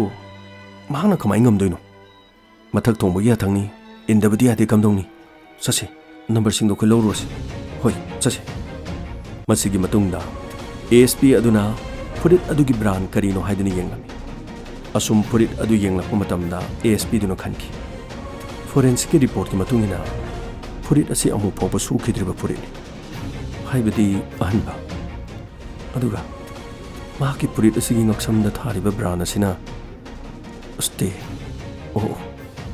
ꯃꯗꯨꯗꯤ ꯁ꯭ꯇꯦ ꯍꯥꯏꯔꯤꯕ ꯕ꯭ꯔꯥꯟ ꯑꯁꯤ ꯀꯗꯥꯏꯗ ꯐꯪꯏ ꯑꯣꯟꯂꯥꯏꯟ ꯁꯣꯞꯄꯤꯡꯗ ꯐꯪꯕ꯭ꯔꯥ ꯑꯩ ꯑꯃꯨꯛꯇ ꯌꯦꯡꯈꯤꯒꯦ ꯑꯁꯨꯝꯅ ASP ꯑꯗꯨꯅ ꯄꯨꯡ ꯀꯌꯥ ꯆꯪꯅ ꯑꯍꯤꯡ ꯆꯨꯞꯄ ꯑꯣꯟꯂꯥꯏꯟꯗ ꯁ꯭ꯇꯦ ꯍꯥꯏꯔꯤꯕ ꯕ꯭ꯔꯥꯟ ꯑꯁꯤ ꯃꯍꯥꯛꯅ ꯀꯣꯏꯊꯤ ꯊꯤꯔꯝꯃꯤ ꯑꯗꯨꯕꯨ ꯏꯟꯗꯤꯌꯥꯒꯤ ꯃꯐꯝ ꯀꯌꯥꯗ ꯐꯪꯂꯤꯕ ꯐꯨꯔꯤꯠ ꯐꯤꯔꯣꯜꯒꯤ ꯀꯝꯄꯦꯅꯤꯁꯤꯡ ꯑꯁꯤꯒꯤ ꯃꯅꯨꯡꯗ ꯃꯃꯤꯡ ꯆꯠꯄ ꯄꯨꯝꯅꯃꯛ ꯐꯪꯂꯝꯃꯤ ꯑꯗꯨꯕꯨ ꯁ꯭ꯇꯦ ꯍꯥꯏꯔꯤꯕ ꯕ꯭ꯔꯥꯟ ꯑꯁꯤꯗꯤ ꯐꯪꯂꯝꯗꯦ ꯃꯁꯤꯒꯤ ꯃꯇꯨꯡꯗ ꯑꯍꯤꯡ ꯑꯊꯦꯡꯕ ꯐꯥꯎꯕꯗ ASP ꯔꯟꯕꯤꯔ ꯁꯤꯟꯍꯥꯅ ꯃꯍꯥꯛꯅ ꯑꯣꯟꯂꯥꯏꯟꯗ ꯀꯣꯏꯊꯤ ꯊꯤꯕ ꯂꯦꯞꯂꯝꯗꯦ ꯃꯁꯤꯒꯤ ꯃꯇꯨꯡꯗ ꯑꯣꯟꯂꯥꯏꯟ ꯁꯣꯞꯄꯤꯡꯒꯤ ꯀꯝꯄꯅꯤ ꯑꯃ ꯃꯍꯥꯛꯅ ꯊꯦꯡꯅꯈꯤ ꯍꯥꯏꯔꯤꯕ ꯀꯝꯄꯅꯤ ꯑꯁꯤꯗ ꯇꯣꯉꯥꯟ ꯇꯣꯉꯥꯟꯕ ꯑꯅꯧꯕ ꯐꯨꯔꯤꯠ ꯐꯤꯔꯣꯜ ꯁꯥꯕ ꯀꯝꯄꯅꯤ ꯃꯌꯥꯝ ꯑꯃ ꯄꯨꯟꯁꯤꯜꯂꯒ ꯕ꯭ꯔꯥꯟ 6ꯀꯤ ꯄꯣꯠꯆꯩꯁꯤꯡ ꯂꯩꯕ ꯌꯥꯕ ꯑꯗꯨꯒꯨꯝꯕ ꯀꯝꯄꯅꯤ ꯑꯃ ꯐꯪꯂꯝꯃꯤ ꯀꯝꯄꯅꯤ ꯑꯁꯤꯒꯤ ꯃꯅꯨꯡꯗ ꯁ꯭ꯇꯦ ꯍꯥꯏꯔꯤꯕ ꯕ꯭ꯔꯥꯟ ꯑꯁꯤꯒꯤ ꯄ꯭ꯔꯗꯛ ꯈꯔꯁꯨ ꯌꯥꯎꯔꯝꯃꯤ ꯃꯊꯪꯒꯤ ꯑꯌꯨꯛꯇ ASP ꯑꯗꯨ ꯀꯝꯄꯅꯤ ꯑꯗꯨꯒꯤ ꯃꯅꯥꯛꯇ ꯆꯠꯈꯤꯔꯝꯃꯤ ꯃꯦꯗꯥꯝ ꯀꯩꯅꯣꯝꯇꯪ ꯍꯪꯖꯒꯦ ꯍꯥꯏꯕꯤꯌꯨ ꯁꯥꯔ ꯅꯈꯣꯏꯒꯤ ꯀꯝꯄꯦꯅꯤꯁꯤꯒꯤ ꯃꯊꯧꯁꯤ ꯀꯔꯤꯅꯣ ꯁꯥꯔ ꯑꯩꯈꯣꯏꯒꯤꯁꯦ ꯇꯣꯉꯥꯟ ꯇꯣꯉꯥꯟꯕ ꯕ꯭ꯔꯥꯟ ꯀꯌꯥꯃꯔꯨꯝ ꯄꯨꯜꯂꯒ ꯃꯈꯣꯏꯅ ꯁꯥꯕ ꯄ꯭ꯔꯗꯛꯁꯤꯡꯗꯨ ꯑꯩꯈꯣꯏꯗ ꯈꯨꯠꯁꯤꯟꯅꯔꯒ ꯑꯩꯈꯣꯏꯅ ꯑꯣꯟꯂꯥꯏꯟꯗ ꯑꯃꯨꯛ ꯊꯥꯒꯠꯆꯕꯅꯤ ꯑꯗꯨꯒ ꯍꯥꯏꯔꯤꯕ ꯕ꯭ꯔꯥꯟꯁꯤꯡꯁꯨ ꯑꯄꯥꯝꯕ ꯌꯥꯎꯔꯒꯗꯤ ꯑꯩꯈꯣꯏꯅ ꯍꯣꯝ ꯗꯦꯂꯤꯚꯔꯤ ꯑꯁꯤꯅꯆꯤꯡꯕ ꯀꯌꯥ ꯇꯧꯖꯩ ꯑꯗꯨ ꯑꯣꯏꯔꯒꯗꯤ ꯁꯤ ꯐꯣꯇꯣꯁꯤ ꯌꯦꯡꯕꯤꯌꯨ ꯁꯤ ꯐꯣꯇꯣꯁꯤꯗ ꯌꯥꯎꯔꯤꯕ ꯁꯤꯒꯤ ꯁꯜꯋꯥꯔ ꯁ꯭ꯇꯦꯅ ꯕ꯭ꯔꯥꯟ ꯑꯃ ꯊꯥꯔꯤꯁꯦ ꯁꯤ ꯕ꯭ꯔꯥꯟꯁꯤ ꯌꯥꯎꯕ꯭ꯔꯥ ꯍꯣꯏ ꯁꯥꯔ ꯑꯁꯤꯒꯤ ꯕ꯭ꯔꯥꯟꯁꯤꯁꯨ ꯌꯥꯎꯏ ꯑꯗꯨ ꯑꯣꯏꯔꯕꯗꯤ ꯉꯁꯤꯗꯒꯤ ꯊꯥ 2ꯒꯤ ꯃꯃꯥꯡꯗ ꯐꯣꯇꯣꯁꯤꯗ ꯎꯔꯤꯁꯦ ꯁꯤꯒꯤ ꯐꯨꯔꯤꯠꯁꯦ ꯅꯈꯣꯏꯗ ꯊꯥ 2ꯗꯒꯤꯅ ꯊꯥ 3ꯒꯤ ꯃꯃꯥꯡꯗ ꯂꯩꯈꯤꯕ ꯐꯨꯔꯤꯠ ꯑꯃꯅꯤ ꯑꯗꯨ ꯑꯣꯏꯔꯒꯗꯤ ꯃꯁꯤꯒꯤ ꯐꯨꯔꯤꯠꯁꯦ ꯀꯔꯝꯕ ꯃꯤꯅ ꯂꯩꯈꯤ ꯀꯅꯥꯅ ꯂꯩꯈꯤ ꯍꯥꯏꯕꯗꯨ ꯅꯈꯣꯏꯗꯒꯤ ꯗꯤꯇꯦꯜ ꯂꯧꯕ ꯌꯥꯒꯗ꯭ꯔꯥ ꯁꯥꯔ ꯉꯁꯤ ꯉꯔꯥꯡꯒꯤ ꯑꯣꯏꯔꯗꯤ ꯐꯕ ꯊꯥ 2-3ꯒꯤꯗꯤ ꯁꯥꯔ ꯃꯗꯨꯗꯤ ꯑꯩꯈꯣꯏꯗ ꯈꯔ ꯅꯨꯡꯉꯥꯏꯗꯧ ꯃꯥꯟꯗ꯭ꯔꯦ ꯀꯩꯅꯣ ꯍꯥꯏꯕꯤꯗꯣ ꯃꯦꯗꯥꯝ ꯅꯈꯣꯏꯗ ꯄꯣꯠ ꯂꯩꯕꯒꯤꯗꯃꯛꯇ ꯅꯈꯣꯏꯗ ꯔꯤꯁꯤꯞ ꯂꯧꯗ꯭ꯔꯣ ꯄꯣꯠ ꯂꯩꯕ ꯂꯣꯏꯔꯒ ꯔꯤꯁꯤꯞꯇꯣ ꯑꯗꯨꯝ ꯂꯪꯊꯣꯛꯄ꯭ꯔꯣ ꯈꯔ ꯋꯥꯔꯁꯨ ꯋꯥꯅ ꯊꯤꯕꯤꯌꯨ ꯃꯁꯦ ꯅꯨꯄꯤ ꯑꯃꯒꯤ ꯄꯨꯟꯁꯤꯒꯤ ꯑꯣꯏꯕ ꯋꯥꯅꯤ ꯑꯗꯨꯒ ꯑꯗꯣꯝꯁꯨ ꯅꯨꯄꯤꯅꯤ ꯑꯗꯣꯝꯒꯤ ꯀꯝꯄꯦꯅꯤ ꯑꯁꯤꯗꯒꯤ ꯂꯩꯈꯤꯕ ꯐꯨꯔꯤꯠꯁꯦ ꯁꯤꯒꯤ ꯐꯨꯔꯤꯠꯁꯦ ꯂꯤꯠꯂꯒ ꯅꯨꯄꯤ ꯑꯃ ꯁꯤꯔꯦ ꯅꯨꯄꯤ ꯑꯁꯤ ꯀꯅꯥꯅꯣ ꯀꯔꯤꯅꯣ ꯈꯪꯗꯦ ꯑꯗꯨꯅ ꯑꯩꯈꯣꯏꯅ ꯃꯍꯥꯛꯀꯤ ꯈꯣꯡꯒꯨꯜ ꯂꯤꯒꯗꯧꯔꯤꯕꯅꯤ ꯑꯥꯏ ꯊꯤꯡꯛ ꯑꯗꯣꯝ ꯁꯣꯏꯗꯅ ꯃꯇꯦꯡ ꯄꯥꯡꯕꯤꯒꯅꯤ ꯈꯜꯂꯤ ꯁꯥꯔ ꯑꯩ ꯍꯣꯠꯅꯖꯒꯦ ꯑꯩ ꯉꯝꯅꯕ ꯍꯣꯠꯅꯖꯒꯦ ꯉꯁꯤꯗꯒꯤ ꯊꯥ 3 ꯐꯥꯎꯕꯒꯤ ꯃꯅꯨꯡꯗ ꯑꯩ ꯔꯤꯁꯤꯞꯁꯤꯡꯗ ꯌꯦꯡꯉꯒ ꯁ꯭ꯇꯦꯒꯤ ꯁꯤꯒꯨꯝꯕ ꯄ꯭ꯔꯗꯛꯁꯤꯡ ꯆꯦꯟꯈꯤꯕ ꯄꯨꯝꯅꯃꯛ ꯁꯥꯔ ꯑꯩ ꯁꯤꯟꯅꯖꯒꯦ ꯊꯦꯡꯛ ꯌꯨ ꯁꯣ ꯃꯆ ꯃꯦꯗꯝ ꯃꯗꯨ ꯍꯦꯛ ꯐꯪꯕꯒ ꯑꯩꯈꯣꯏꯗ ꯄꯥꯎ ꯄꯤꯕꯤꯔꯣ ꯑꯩꯒꯤ ꯅꯝꯕꯔꯁꯤꯗ ꯂꯩꯔꯦ ꯐꯅꯤ ꯁꯥꯔ ꯑꯃꯔꯣꯝꯗ ꯑꯁꯤꯕ ꯐꯪꯈꯤꯕ ꯅꯨꯃꯤꯠ ꯑꯗꯨꯒꯤ ꯅꯨꯃꯤꯗꯥꯡ ꯄꯨꯡ 10ꯗꯒꯤꯅ ꯑꯌꯨꯛ ꯄꯨꯡ 6 ꯐꯥꯎꯕꯒꯤ ꯃꯣꯕꯥꯏꯜ ꯁꯥꯔꯚꯤꯁ ꯄ꯭ꯔꯣꯚꯥꯏꯗꯔꯗ ꯈꯣꯝꯂꯛꯈꯤꯕ ꯅꯝꯕꯔ 1,900 ꯔꯣꯝ ꯄꯨꯂꯤꯁ ꯁ꯭ꯇꯦꯁꯟ ꯑꯗꯨꯗ ASPꯗ ꯄꯤꯔꯝꯃꯤ ꯃꯁꯤꯒꯤ ꯃꯇꯨꯡꯗ ASPꯅ ꯄꯨꯂꯤꯁ ꯄꯥꯔꯁꯅꯦꯜꯁꯤꯡꯗ ꯍꯥꯏꯈꯤ ꯃꯌꯥꯝ ꯉꯁꯤꯗꯤ ꯅꯥꯏꯠ ꯗ꯭ꯌꯨꯇꯤ ꯂꯣꯏꯅ ꯇꯧꯕ ꯇꯥꯔꯦ ꯑꯗꯨꯒ ꯅꯨꯃꯤꯗꯥꯡ ꯋꯥꯏꯔꯝ ꯌꯨꯝꯗ ꯍꯟꯕ ꯀꯥꯡꯕꯨꯁꯤꯡꯗꯣ ꯉꯁꯤꯒꯤ ꯑꯣꯏꯅꯗꯤ ꯍꯟꯕꯤꯔꯅꯨ ꯃꯐꯝ ꯑꯁꯤꯗ ꯆꯥꯕꯒꯤ ꯑꯗꯨꯝ ꯁꯤꯟꯖꯒꯅꯤ ꯃꯍꯥꯛꯀꯤ ꯋꯥꯐꯝ ꯑꯗꯨ ꯇꯥꯕꯗ ꯄꯨꯂꯤꯁ ꯄꯥꯔꯁꯅꯦꯜꯁꯤꯡ ꯃꯌꯥꯝ ꯉꯛꯅꯔꯝꯃꯤ ꯑꯃꯗꯤ ꯑꯁꯨꯛ ꯌꯥꯝꯈ꯭ꯔꯕ ꯅꯝꯕꯔꯁꯤꯡ ꯑꯁꯤꯕు ꯑꯃꯒ ꯀꯣꯜ ꯃꯦꯠꯆ ꯆꯥꯅꯕ꯭ꯔꯥ ꯍꯥꯏꯗꯨꯅ ꯌꯦꯡꯒꯅꯤ ꯍꯥꯏꯕ ꯋꯥꯐꯝ ꯑꯁꯤ ꯑꯉꯛꯄ ꯑꯣꯏꯈꯤ ꯑꯗꯨꯕꯨ ꯄꯨꯂꯤꯁ ꯑꯣꯐꯤꯁꯔ ꯑꯃꯒꯤ ꯌꯥꯊꯪꯅꯤ ꯄꯨꯂꯤꯁ ꯃꯌꯥꯝ ꯄꯨꯝꯅꯃꯛ ꯅꯝꯕꯔ 1,900 ꯄꯨꯊꯣꯛꯇꯨꯅ ꯑꯃꯒ ꯃꯦꯠꯆ ꯑꯣꯏꯕ꯭ꯔꯥ ꯑꯃꯒ ꯋꯥꯔꯤ ꯁꯥꯟꯅꯈꯤꯕ꯭ꯔꯥ ꯑꯁꯤꯅꯆꯤꯡꯕꯁꯤ ꯌꯥꯝꯅ ꯀꯨꯞꯅ ꯄꯨꯂꯤꯁ ꯃꯌꯥꯝ ꯆꯪꯗꯨꯅ ꯌꯦꯡꯈꯤ ꯅꯨꯃꯤꯗꯥꯡ ꯑꯊꯦꯡꯕ ꯐꯥꯎꯕ ꯐꯝꯅ ꯆꯥ ꯊꯛꯅ ꯑꯁꯨꯝꯅ ꯅꯨꯃꯤꯗꯥꯡ ꯑꯊꯦꯡꯕ ꯐꯥꯎꯕ ꯊꯕꯛ ꯁꯨꯔꯝꯃꯤ ꯃꯁꯤꯗ ꯅꯠꯇꯅ ASP ꯔꯟꯕꯤꯔ ꯁꯤꯟꯍꯥꯁꯨ ꯑꯗꯨꯃꯛ ꯌꯥꯎꯈꯤꯔꯝꯃꯤ ꯑꯁꯨꯝꯅ ꯅꯝꯕꯔ ꯃꯌꯥꯝꯁꯤꯡ ꯑꯗꯨ ꯊꯤꯕ ꯃꯇꯝꯗ ꯆꯤꯡꯅꯕ ꯅꯝꯕꯔ 4ꯈꯛ ꯈꯟꯗꯣꯛꯈꯤꯔꯝꯃꯤ ꯑꯃꯗꯤ ꯅꯝꯕꯔ 4 ꯑꯗꯨꯒꯤ ꯀꯣꯜ ꯗꯤꯇꯦꯜꯁꯤꯡ ꯆꯤꯡꯊꯣꯛꯅꯅꯕꯒꯤꯗꯃꯛ ꯌꯥꯊꯪ ꯄꯤꯈꯤꯔꯝꯃꯤ ꯑꯃꯔꯣꯝꯗ ꯐꯨꯔꯤꯠꯀꯤ ꯕ꯭ꯔꯥꯟꯗ ꯁ꯭ꯇꯦ ꯍꯥꯏꯅ ꯊꯥꯕꯗꯨ ꯅꯥꯁꯤꯛ ꯍꯥꯏꯔꯤꯕ ꯃꯐꯝ ꯑꯁꯤꯗ ꯑꯦꯗ꯭ꯔꯦꯁ ꯇꯧꯕ ꯃꯤꯑꯣꯏ ꯑꯃꯅ ꯁꯜꯋꯥꯔ ꯑꯁꯤ ꯂꯩꯈꯤ ꯍꯥꯏꯕ ꯈꯪꯈꯤꯔꯝꯃꯤ ꯑꯃꯗꯤ ꯃꯍꯥꯛꯀꯤ ꯃꯣꯕꯥꯏꯜ ꯅꯝꯕꯔꯁꯨ ꯂꯩꯔꯝꯃꯤ ꯃꯁꯤꯒꯤ ꯃꯇꯨꯡꯗ ASP ꯑꯗꯨꯅ ꯌꯦꯁ ꯍꯧꯖꯤꯛꯇꯤ ꯀꯗꯥꯏꯗ ꯆꯦꯟꯒꯅꯤ ꯑꯗꯨꯕꯨ ꯑꯔꯥꯏꯕꯗꯤ ꯅꯠꯇꯦ ꯅꯨꯄꯥ ꯑꯁꯤꯅ ꯐꯨꯔꯤꯠꯇꯨ ꯂꯩꯈ꯭ꯔꯒ ꯅꯨꯄꯤ ꯑꯁꯤꯒꯤ ꯏꯃꯨꯡ ꯃꯅꯨꯡꯒꯤ ꯃꯤ ꯑꯣꯏꯔꯝꯂꯕꯗꯤ ꯃꯍꯥꯛꯅ ꯍꯦꯛꯇ ꯍꯜ ꯍꯥꯏꯕꯗꯤ ꯌꯥꯔꯣꯏ ꯑꯗꯨꯕꯨ ꯃꯍꯥꯛꯀꯤ ꯃꯣꯕꯥꯏꯜ ꯅꯝꯕꯔ ꯑꯁꯤꯗꯒꯤ ꯀꯣꯜ ꯗꯤꯇꯦꯜꯁꯤꯡ ꯊꯣꯛꯂꯒ ꯑꯃꯨꯛ ꯌꯦꯡꯕ ꯇꯥꯕꯅꯤ ꯃꯁꯤꯒꯤ ꯃꯇꯨꯡꯗ ꯁꯜꯋꯥꯔ ꯂꯩꯈꯤꯕ ꯅꯨꯄꯥ ꯑꯗꯨꯒꯤ ꯃꯍꯥꯛꯀꯤ ꯃꯣꯕꯥꯏꯜ ꯅꯝꯕꯔꯒꯤ ꯀꯣꯜ ꯗꯤꯇꯦꯜꯁ ꯄꯨꯝꯅꯃꯛ ꯑꯃꯨꯛ ꯆꯤꯡꯊꯣꯛꯂꯝꯃꯤ ꯑꯃꯗꯤ ꯄꯨꯂꯤꯁꯅ ꯆꯤꯡꯅꯕ ꯃꯣꯕꯥꯏꯜ ꯅꯝꯕꯔ 4 ꯑꯗꯨꯒ ꯁꯜꯋꯥꯔ ꯂꯩꯈꯤꯕ ꯅꯨꯄꯥ ꯑꯁꯤꯒꯤ ꯃꯣꯕꯥꯏꯜ ꯅꯝꯕꯔ ꯑꯁꯤꯒ ꯑꯃꯨꯛ ꯃꯦꯠꯆ ꯑꯣꯏꯕ꯭ꯔꯥ ꯍꯥꯏꯗꯨꯅ ꯌꯦꯡꯈꯤꯔꯝꯃꯤ ꯑꯃꯗꯤ ꯀꯣꯜ ꯗꯤꯇꯦꯜꯁ kaya ꯀꯨꯞꯅ ꯆꯤꯡꯊꯣꯛꯇꯨꯅ ꯌꯦꯡꯈꯤ ꯃꯁꯤꯒꯤ ꯃꯇꯨꯡꯗ ASPꯗꯨꯅ ꯍꯥꯏꯈꯤ ꯃꯌꯥꯝ ꯀꯦꯁ ꯑꯁꯤ ꯌꯥꯝ ꯊꯨꯅ ꯀ꯭ꯂꯣꯖ ꯇꯧꯔꯒꯅꯤ ꯃꯁꯤ ꯃꯌꯥꯝ ꯄꯨꯝꯅꯃꯛꯀꯤ ꯃꯇꯦꯡꯅꯅꯤ ꯑꯩꯒꯤ ꯂꯩꯕꯤꯔꯤꯕ ꯄꯨꯂꯤꯁ ꯄꯥꯔꯁꯅꯦꯜꯁꯤꯡ ꯃꯌꯥꯝ ꯄꯨꯝꯅꯃꯛ ꯊꯥꯒꯠꯆꯔꯤ ꯃꯍꯥꯛꯀꯤ ꯋꯥꯐꯝ ꯑꯁꯤ ꯇꯥꯕꯗ ꯄꯨꯂꯤꯁ ꯄꯥꯔꯁꯅꯦꯜꯁꯤꯡ ꯉꯛꯅ ꯃꯈꯣꯏ ꯃꯁꯦꯟ ꯑꯣꯟꯁꯤꯟꯅꯗꯨꯅ ꯌꯦꯡꯅꯈꯤ ꯃꯁꯤꯒꯤ ꯃꯇꯨꯡꯗ ASPꯅ ꯄꯨꯂꯤꯁꯀꯤ ꯇꯤꯝ ꯑꯃ ꯄꯨꯗꯨꯅ ꯐꯨꯔꯤꯠ ꯂꯩꯈꯤꯕ ꯅꯨꯄꯥ ꯑꯗꯨꯒꯤ ꯌꯨꯝꯗ ꯆꯠꯈꯤꯔꯝꯃꯤ ꯑꯃꯗꯤ ꯊꯣꯡ ꯊꯤꯜꯂꯝꯃꯤ ꯊꯣꯡ ꯍꯥꯡꯗꯣꯔꯛꯈꯤ ꯃꯤꯁꯇꯔ ꯕꯤꯖꯦ ꯍꯣꯏ ꯏꯟꯁꯄꯦꯛꯇꯔ ꯅꯪꯒꯤ ꯌꯨꯝꯗ ꯑꯩꯈꯣꯏ ꯁꯨꯃꯥꯏꯅ ꯂꯥꯛꯄꯁꯦ ꯅꯪ ꯈꯪꯕ꯭ꯔꯥ ꯅꯪ ꯅꯁꯥꯗ ꯀꯔꯤ ꯐꯥꯎꯏ ꯁ꯭ꯋꯥꯏ ꯂꯥꯎꯕ ꯐꯥꯎꯕ꯭ꯔꯥ ꯁꯔ ꯍꯥꯏꯕꯤꯔꯤꯕ ꯋꯥꯐꯝꯗꯨꯕꯨ ꯃꯤꯁꯇꯔ ꯕꯤꯖꯦ ꯅꯪꯒ ꯊꯕꯛ ꯄꯥꯡꯊꯣꯛꯃꯤꯟꯅꯈꯤꯕ ꯅꯪꯒꯤ ꯄꯥꯔꯇꯤꯗꯣ ꯌꯥꯝꯅ ꯊꯨꯅ ꯑꯩꯈꯣꯏꯒꯤ ꯀꯁꯇꯗꯤꯗ ꯌꯧꯔꯛꯂꯒꯅꯤ ꯃꯍꯥꯛꯁꯨ ꯅꯥꯁꯤꯛꯇ ꯐꯤ ꯌꯣꯟꯕꯒꯤ ꯊꯕꯛ ꯇꯧꯏ ꯑꯩꯈꯣꯏꯅ ꯌꯥꯝꯅ ꯀꯨꯞꯅ ꯊꯤꯒꯠꯂꯕꯅꯤ ꯍꯧꯖꯤꯛꯇꯤ ꯅꯈꯣꯏꯅ ꯄꯥꯡꯊꯣꯛꯈꯤꯕ ꯊꯕꯛꯇꯣ ꯑꯩꯈꯣꯏ ꯂꯣꯏꯅ ꯈꯪꯉꯤ ꯅꯁꯥꯅ ꯅꯪꯒꯤ ꯅꯔꯥꯟ ꯌꯥꯖꯕꯅ ꯐꯕ꯭ꯔꯥ ꯑꯗꯨꯒ ꯑꯩꯈꯣꯏꯅ ꯐꯨꯕ ꯆꯩꯕ ꯊꯥꯔꯗ ꯗꯤꯒ꯭ꯔꯤ ꯃꯦꯊꯣꯗ ꯁꯤꯖꯤꯟꯅꯔꯒ ꯑꯁꯦꯡꯕꯗꯨ ꯈꯪꯕ ꯄꯥꯝꯕ꯭ꯔꯥ ꯁꯔ ꯀꯔꯤꯅꯣ ꯌꯨꯝꯗ ꯂꯥꯛꯑꯒ ꯍꯥꯏꯕꯤꯔꯤꯕ ꯋꯥꯐꯝꯁꯤꯕꯣ ꯃꯤꯁꯇꯔ ꯕꯤꯖꯦ ꯋꯥꯁꯦ ꯌꯥꯝꯅ ꯉꯥꯡꯗꯕꯅ ꯐꯒꯅꯤ ꯅꯈꯣꯏꯒꯨꯝꯕ ꯀꯌꯥꯁꯦ ꯊꯦꯡꯅꯗꯨꯅ ꯂꯥꯛꯂꯕ ꯔꯟꯕꯤꯔ ꯁꯦꯅꯥꯅꯤ ꯈꯪꯉꯕ꯭ꯔꯥ ꯀ꯭ꯔꯥꯏꯝ ꯇꯧꯕ ꯃꯤ ꯑꯃꯒꯤ ꯃꯥꯏꯊꯣꯡꯒ ꯀ꯭ꯔꯥꯏꯝ ꯇꯧꯗꯕ ꯃꯤ ꯑꯃꯒꯤ ꯃꯥꯏꯊꯣꯡꯒ ꯍꯦꯛ ꯌꯦꯡꯕꯗ ꯑꯩꯒꯤ ꯃꯤꯠꯁꯤꯅꯅꯦ ꯎꯈꯤꯕꯗꯨ ꯀꯔꯤꯝꯇ ꯆꯦꯟꯕ ꯌꯥꯕ ꯅꯠꯇꯦ ꯅꯪꯒꯤ ꯆꯞ ꯆꯥꯕ ꯏꯕꯤꯗꯦꯟꯁ ꯑꯩꯈꯣꯏ ꯂꯣꯏ ꯐꯪꯉꯕꯅꯤ ꯒꯥꯔꯤꯗ ꯀꯥꯈꯠꯂꯣ ꯃꯇꯝ ꯑꯗꯨꯗ ꯕꯤꯖꯦꯒꯤ ꯅꯨꯄꯤ ꯊꯣꯛꯂꯛꯈꯤ ꯁꯥꯔ ꯀꯔꯤꯅꯣ ꯍꯥꯏꯕꯤꯔꯤꯁꯤꯕꯨ ꯀꯔꯤ ꯃꯔꯝꯒꯤꯅꯣ ꯑꯩꯈꯣꯏꯒꯤ ꯅꯨꯄꯥ ꯄꯨꯗꯣꯏꯁꯤꯕꯨ ꯀꯔꯤ ꯃꯔꯝꯒꯤꯅꯣ ꯌꯥꯝꯅ ꯐꯔꯦ ꯑꯩꯈꯣꯏꯒꯤ ꯅꯨꯄꯤ ꯄꯨꯂꯤꯁꯁꯤꯡꯗꯁꯨ ꯆꯪꯕꯤꯔꯣ ꯑꯗꯨꯒ ꯃꯦꯗꯥꯝꯁꯤꯁꯨ ꯒꯥꯔꯤꯗ ꯂꯦꯡꯈꯠꯅꯕ ꯅꯨꯄꯤ ꯄꯨꯂꯤꯁꯀꯤ ꯒꯥꯔꯤꯗ ꯑꯝꯇ ꯍꯧꯒꯠꯄꯤꯌꯨ ꯁꯥꯔ ꯑꯩꯅ ꯀꯔꯤꯒꯤꯅꯣ ꯁꯥꯔ ꯀꯦꯁ ꯑꯁꯤꯒꯤ ꯃꯇꯥꯡꯗ ꯑꯗꯣꯝꯁꯨ ꯀꯔꯤꯒꯨꯝꯕ ꯆꯦꯟꯅꯔꯝꯂꯒꯗꯤ ꯍꯣꯔꯦꯟ ꯑꯃꯨꯛ ꯂꯧꯊꯣꯛ ꯂꯧꯁꯤꯟ ꯇꯧꯗꯅꯕꯅꯤ ꯒꯥꯔꯤꯗ ꯑꯝꯇ ꯂꯦꯡꯈꯠꯄꯤꯌꯨ ꯑꯁꯨꯝꯅ ꯕꯤꯖꯦ ꯍꯥꯏꯔꯤꯕ ꯅꯨꯄꯥꯁꯤꯒ ꯃꯍꯥꯛꯀꯤ ꯅꯨꯄꯤꯒ ꯄꯨꯂꯤꯁꯅ ꯐꯥꯗꯨꯅ ꯄꯨꯈꯤ ꯕꯤꯖꯦ ꯁꯤꯒꯤ ꯅꯨꯄꯤꯁꯤ ꯃꯁꯛ ꯈꯪꯕ꯭ꯔꯥ ꯁꯥꯔ ꯑꯩꯗꯤ ꯈꯪꯗꯦ ꯁꯤ ꯀꯅꯥꯅꯣ ꯑꯩꯗꯤ ꯈꯪꯖꯗꯦ ꯅꯆꯤꯟꯗꯨ ꯊꯤꯅꯨꯅꯦ ꯈꯪꯗꯦ ꯀꯥꯏꯅ ꯈꯨꯠꯅ ꯊꯥꯔꯝꯕꯗꯒꯤ ꯆꯩꯅ ꯊꯥꯔꯛꯎꯔꯣ ꯁꯤ ꯅꯨꯄꯤꯁꯤ ꯈꯪꯗꯦ ꯁꯞ ꯑꯩ ꯇꯁꯦꯡꯅ ꯈꯪꯗꯦ ꯁꯞ ꯑꯃꯨꯛꯁꯨ ꯍꯥꯏꯅꯦ ꯁꯞ ꯁꯞ ꯁꯤ ꯅꯨꯄꯤꯁꯤ ꯅꯪ ꯈꯪꯗꯦ ꯁꯞ ꯑꯩ ꯀꯅꯥꯅꯣ ꯈꯪꯗꯦ ꯑꯃꯨꯛꯁꯨ ꯍꯥꯏꯅꯦ ꯑꯃꯨꯛꯁꯨ ꯁꯞ ꯅꯨꯄꯤꯁꯤ ꯀꯜꯄꯅꯥ ꯅꯪꯒ ꯃꯔꯤ ꯂꯩꯅꯕ ꯀꯜꯄꯅꯥ ꯅꯪ ꯈꯪꯗꯦ ꯌꯥꯗꯕ ꯌꯦꯁ ꯁꯔ ꯑꯗꯣꯝꯒꯤ ꯀꯁꯇꯗꯤꯗ ꯂꯩꯕ ꯅꯨꯄꯥꯗꯣ ꯁꯤ ꯄꯨꯁꯜꯂꯣ ꯌꯦꯁ ꯁꯔ ꯃꯇꯝ ꯑꯗꯨꯗ ꯄꯨꯂꯤꯁꯅ ꯐꯥꯗꯨꯅ ꯄꯨꯔꯛꯄ ꯔꯃꯦꯁ ꯀꯁꯇꯗꯤ ꯑꯗꯨꯒꯤ ꯃꯅꯨꯡꯗ ꯑꯃꯨꯛ ꯄꯨꯁꯤꯜꯂꯛꯈꯤ ꯁꯤꯗꯤ ꯈꯪꯕ꯭ꯔꯥ ꯃꯇꯝ ꯑꯗꯨꯗ ꯕꯤꯖꯦꯅ ꯉꯛꯈꯤꯔꯝꯃꯤ ꯁꯕ ꯁꯤꯗꯤ ꯑꯩꯒꯤ ꯏꯕꯥꯏꯅꯤ ꯏꯕꯥꯏ ꯔꯃꯦꯁꯅꯤ ꯑꯣ ꯑꯍꯤꯡꯕ ꯃꯤꯁꯤꯗꯤ ꯎꯕꯒ ꯈꯪꯉꯤꯅꯦ ꯁꯤꯗ ꯂꯩꯔꯤꯕ ꯁꯤꯔꯤꯕ ꯅꯨꯄꯤꯁꯤꯒꯤ ꯐꯣꯇꯣꯁꯤꯗ ꯎꯕꯗ ꯈꯪꯗꯦꯅꯦ ꯑꯃꯨꯛꯁꯨ ꯍꯥꯏꯅꯤ ꯑꯃꯨꯛꯁꯨ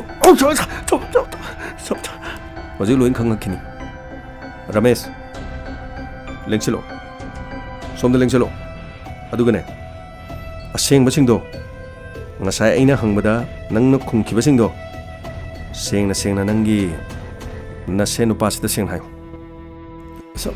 ꯁꯞ ꯑꯩ ꯉꯁꯥꯏ ꯂꯣꯏꯅ ꯍꯥꯏꯖꯈ꯭ꯔꯕꯗꯨꯗꯤ ꯁꯞ ꯌꯥꯔꯦ ꯑꯗꯨ ꯂꯩꯌꯨ ꯅꯆꯤꯟꯗꯣ ꯈꯨꯝꯃꯛꯀꯅꯨ ꯑꯩꯅ ꯍꯪꯕ ꯃꯇꯝꯗꯣ ꯑꯗꯨ ꯈꯛꯇꯗ ꯈꯨꯝꯃꯣ ꯕꯤꯖꯦ ꯅꯨꯄꯤꯁꯤ ꯃꯁꯛ ꯈꯪꯉꯕ꯭ꯔꯥ ꯁꯞ ꯆꯨꯝꯃꯦ ꯁꯞ ꯃꯥ ꯀꯜꯄꯅꯥꯅꯦ ꯁꯞ ꯍꯧꯖꯤꯛꯇꯤ ꯅꯆꯤꯟ ꯆꯨꯝꯃꯦꯅꯦ ꯃꯇꯧ ꯀꯔꯝꯅ ꯍꯥꯠꯄꯅꯣ ꯀꯔꯤꯒꯤ ꯍꯥꯠꯄꯅꯣ ꯑꯁꯦꯡꯕꯁꯤꯡꯗꯣ ꯃꯔꯤ ꯍꯥꯏꯔꯣ ꯌꯥꯝ ꯁꯦꯡꯅ ꯍꯥꯏꯇꯥꯔꯒꯗꯤ ꯆꯥꯔꯖ ꯁꯤꯠꯇꯣ ꯄꯤꯛꯅ ꯊꯥꯡꯒꯠꯈꯤ ꯀꯔꯤꯒꯨꯝꯕ ꯅꯔꯥ ꯂꯩꯔꯝꯂꯒꯅ ꯂꯦꯡꯕ ꯉꯝꯗꯅꯕ ꯅꯄꯨꯟꯁꯤꯗꯣ ꯐꯥꯔꯁꯤ ꯇꯧꯔꯒ ꯍꯥꯠꯅꯅꯕꯒꯤꯗꯃꯛ ꯆꯥꯔꯖ ꯁꯤꯠꯇꯣ ꯆꯥꯎꯅ ꯊꯥꯡꯒꯠꯄꯤꯈꯤ ꯅꯪꯅ ꯇꯧꯖꯈꯤꯕ ꯅꯔꯥꯟ ꯄꯨꯝꯅꯃꯛ ꯀꯣꯛꯆꯅꯅꯕꯒꯤꯗꯃꯛ ꯆꯥꯔꯖ ꯁꯤꯠꯇꯣ ꯆꯥꯎꯅ ꯊꯥꯡꯒꯠꯂꯒ ꯅꯉꯛ ꯁꯝ ꯑꯗꯨꯗ ꯊꯧꯔꯤ ꯊꯨꯔꯒ ꯁꯤꯖꯕ ꯌꯥꯅꯅꯕꯒꯤꯅꯦ ꯑꯩ ꯁꯤꯟꯕꯤꯒꯦ ꯍꯥꯏꯔꯣ ꯁꯦꯡꯅ ꯍꯥꯏꯔꯣ ꯁꯥꯔ ꯑꯩ ꯃꯐꯝ ꯑꯁꯤꯗ ꯀꯝꯄꯅꯤꯗ ꯊꯕꯛ ꯑꯃ ꯌꯥꯎꯔꯝꯃꯤ ꯑꯗꯨꯕꯨ ꯊꯕꯛꯅ ꯌꯥꯝꯅ ꯋꯥꯕ ꯄꯩꯁꯥꯅ ꯌꯥꯝꯅ ꯐꯪꯗꯕ ꯃꯗꯨꯗꯒꯤ ꯑꯩ ꯀꯝꯄꯅꯤꯗꯨ ꯊꯥꯗꯣꯛꯈꯤ ꯅꯥꯁꯤꯛꯇ ꯂꯩꯕ ꯀꯝꯄꯅꯤ ꯑꯃꯗ ꯑꯩ ꯊꯕꯛ ꯌꯥꯎꯕ ꯆꯠꯈꯤ ꯃꯐꯝ ꯑꯗꯨꯗ ꯇꯣꯂꯣꯞꯁꯨ ꯌꯥꯝꯅ ꯆꯥꯎꯏ ꯑꯗꯨꯒ ꯀꯝꯄꯅꯤꯁꯨ ꯌꯥꯝꯅ ꯑꯆꯧꯕꯅꯤ ꯅꯣꯡꯃ ꯀꯝꯄꯅꯤꯒꯤ ꯐꯪꯁꯟ ꯑꯃꯈꯛ ꯇꯧꯏ ꯐꯪꯁꯟ ꯑꯗꯨꯗ ꯑꯩꯒ ꯀꯜꯄꯅꯥꯒ ꯊꯦꯡꯅꯈꯤ ꯑꯍꯥꯟꯕ ꯎꯕꯃꯛꯇꯗ ꯏꯕꯥꯅꯤ ꯃꯤꯠ ꯆꯥꯟꯅꯈꯤ ꯏꯕꯥꯅꯤ ꯉꯥꯎꯅꯈꯤ ꯏꯕꯥꯅꯤ ꯃꯤꯠ ꯆꯥꯟꯅꯗꯨꯅ ꯑꯗꯨꯃꯛ ꯂꯩꯈꯤ ꯍꯥꯏ ꯑꯩ ꯕꯤꯖꯦ ꯑꯣ ꯑꯩ ꯀꯜꯄꯅꯥ ꯅꯥꯏꯁ ꯇꯨ ꯃꯤꯠ ꯌꯨ ꯑꯁꯨꯝꯅ ꯏꯕꯥꯅꯤ ꯈꯪꯅꯈꯤ ꯏꯕꯥꯅꯤ ꯅꯥꯁꯤꯛꯀꯤ ꯃꯐꯝꯗ ꯂꯩꯕ ꯐꯖꯕ ꯃꯐꯝ ꯀꯌꯥ ꯏꯕꯥꯅꯤ ꯀꯣꯏꯕ ꯆꯠꯃꯤꯟꯅꯈꯤ ꯇꯁꯦꯡꯅ ꯏꯕꯥꯅꯤ ꯌꯥꯝꯅ ꯅꯛꯁꯤꯟꯅꯈꯤ ꯃꯇꯝ ꯑꯗꯨꯗ ꯑꯩ ꯌꯨꯝ ꯄꯥꯜꯂꯦ ꯍꯥꯏꯕ ꯑꯩ ꯀꯥꯎꯈꯤ ꯃꯍꯥꯛꯀ ꯅꯛꯁꯤꯟꯅꯕ ꯑꯁꯨꯝ ꯍꯦꯜꯂꯛꯄꯗꯒꯤ ꯇꯁꯦꯡꯅ ꯀꯜꯄꯅꯥ ꯃꯍꯥꯛ ꯑꯩꯉꯣꯟꯗ ꯉꯥꯎꯈꯤ ꯑꯣ ꯃꯇꯝ ꯑꯗꯨꯗ ꯅꯪ ꯌꯨꯝ ꯄꯥꯜꯂꯦ ꯍꯥꯏꯕꯁꯤ ꯅꯪ ꯀꯜꯄꯅꯥꯗ ꯍꯥꯏꯈꯤꯗꯕ꯭ꯔꯣ ꯁꯝ ꯑꯩ ꯑꯍꯥꯟꯕꯗꯗꯤ ꯍꯥꯏꯈꯤꯗꯦ ꯑꯗꯨꯕꯨ ꯀꯜꯄꯅꯥꯅ ꯅꯛꯁꯤꯟꯕ ꯑꯁꯨꯝ ꯍꯦꯜꯂꯛꯄꯁꯤꯗꯒꯤ ꯑꯩ ꯌꯨꯝ ꯄꯥꯜꯂꯦ ꯍꯥꯏꯕꯁꯤ ꯃꯉꯣꯟꯗ ꯑꯩꯅ ꯈꯪꯍꯟꯈꯤ ꯃꯇꯝ ꯑꯗꯨꯗ ꯃꯍꯥꯛ ꯌꯥꯝꯅ ꯁꯥꯎꯈꯤ ꯀꯔꯤꯒꯤꯗꯃꯛꯇ ꯑꯍꯥꯟꯕꯗ ꯍꯥꯏꯗ꯭ꯔꯤꯕꯅꯣ ꯍꯥꯏꯗꯨꯅ ꯑꯍꯥꯟꯕꯗ ꯅꯪ ꯌꯨꯝ ꯄꯥꯜꯂꯦ ꯈꯪꯖꯔꯝꯂꯕꯗꯤ ꯅꯪꯉꯣꯟꯗ ꯌꯦꯜꯂꯝꯂꯣꯏꯗꯕꯅꯤ ꯋꯥꯍꯩ ꯑꯁꯤ ꯃꯍꯥꯛꯅ ꯑꯩꯉꯣꯟꯗ ꯌꯥꯝ ꯇꯠꯇꯅ ꯍꯥꯏ ꯑꯗꯨꯕꯨ ꯑꯁꯨꯝ ꯅꯛꯁꯤꯟꯅꯔꯛꯈꯤꯕꯅ ꯑꯩꯁꯨ ꯃꯉꯣꯟꯗ ꯌꯨꯝ ꯄꯥꯜꯂꯦ ꯍꯥꯏꯕ ꯍꯥꯏꯍꯧꯗꯦ ꯅꯛꯁꯤꯟꯅꯈꯤꯕꯁꯤꯅ ꯑꯗꯨꯃꯛ ꯏꯕꯥꯅꯤꯒꯤ ꯅꯨꯡꯁꯤꯅꯕꯒꯤ ꯃꯔꯤ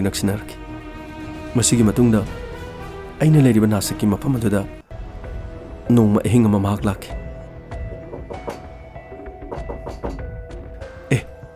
Kalpana, kaino ahing sida nang lai sidi. Bije, ay yum thadok to na laklabani. Ay nangga kaina bangam. Ay manung dabda changak. Kalpana, min uradi kari khandoino. Kari khanege. Ay sunangi nupini hayo. Nati Kalpana. Mafum masida lairi bise adudi pharak tarni. Kalpana. Law, ay thelagi law. Nang yum da chalu law.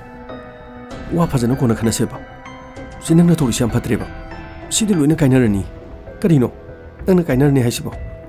Nangna ibu nuksi haidani. Aduga nangna aigi da muli punga moidra haise. Kalpana. Adugi wanati. Phajana khanaraga kari karino dum pangthukche. Mafum sidi bani pulup leiradi. Aidi mafum sida family ga legani haiduni yana kibanati.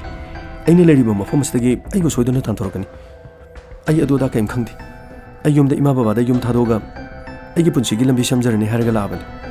Kalpana, please. Aina haibasina umta tabiyo. Asumna sa. Mahak aigi kaata laisilaki. Mahak thillagi haibasu yakiti.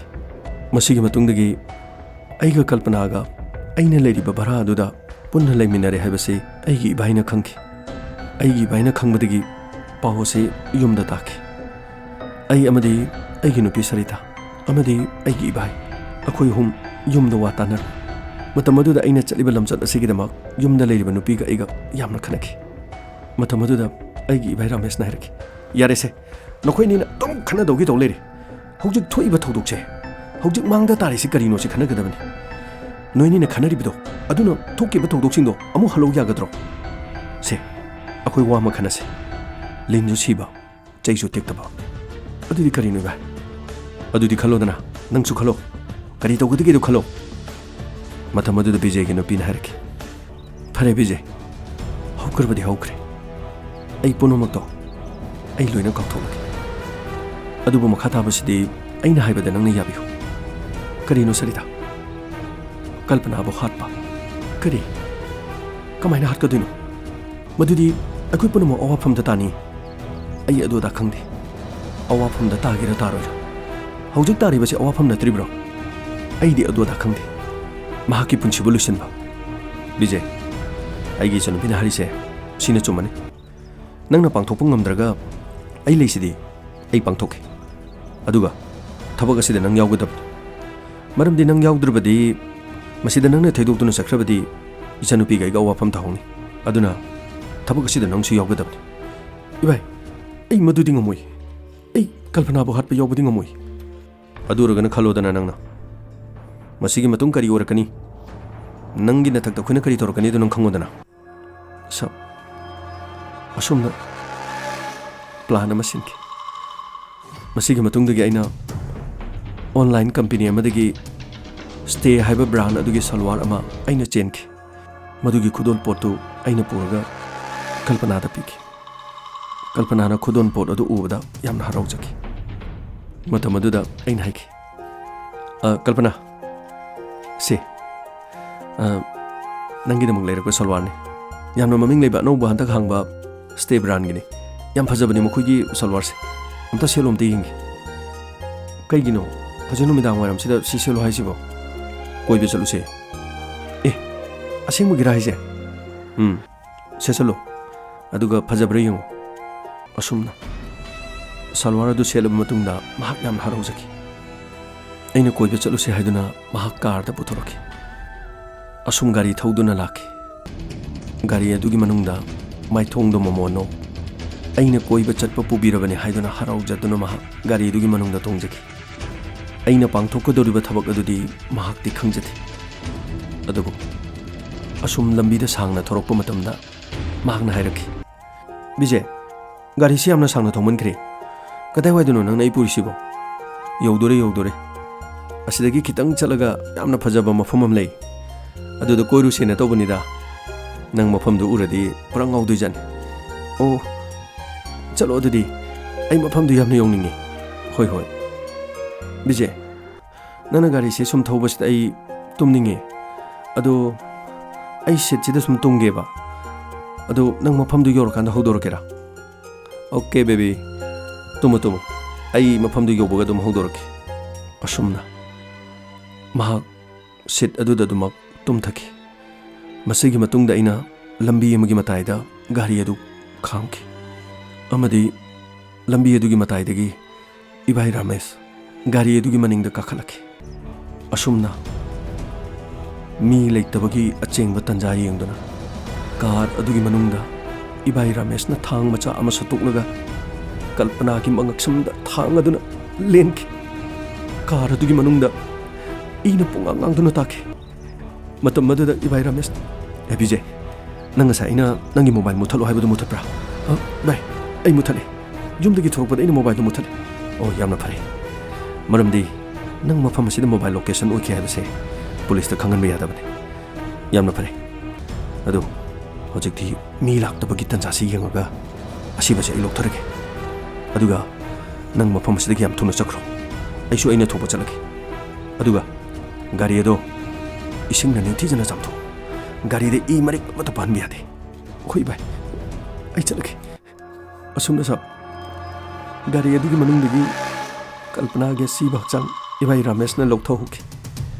आई मफम अदुदगी ममाई लेरगा लाके अमदी गाड़ी अदो आइना इसिंगना निंथिजना जामथोके मसिगी मतुंगदा इबाई रमेश ना सी बखचांग हुंदोके ओ नखोइना सेनबाइगी plan असि ओंथोंना फजख्रेन नखोइगी case असिदा नखोइगी नबाई Ramesh अखोइना इराइ लाइना फाके मदुदी असिबा सिगी मनाक्तो location ओइबा phone लिसिंग अमगा जमा अखोइना search तोके मसिगी मतुंगदा रमेश की नंबर फंगी अदुबु रमेश की नंबर असिना थंगनबा मथंगी नुमिता नुमिदांग वाइरमदा नंगोंदा कॉल तब माना कॉल तौरपदु करी हाइबनो अमताय सब इबे रमेश न फोन तौरके पुलिस ना सिबुदु लोखतख्रे कनागुंबा चिंगनबा मत लेथि मखा ताना थबा इंखांग तौरो मफम असिदा लेरनु कंपनी मो होंगतोलगा थबा इंखांग यावरो असुमना हाइरकिबनि ओ नखोइना हई सिंगना मिहात असि पांगथोकलबसु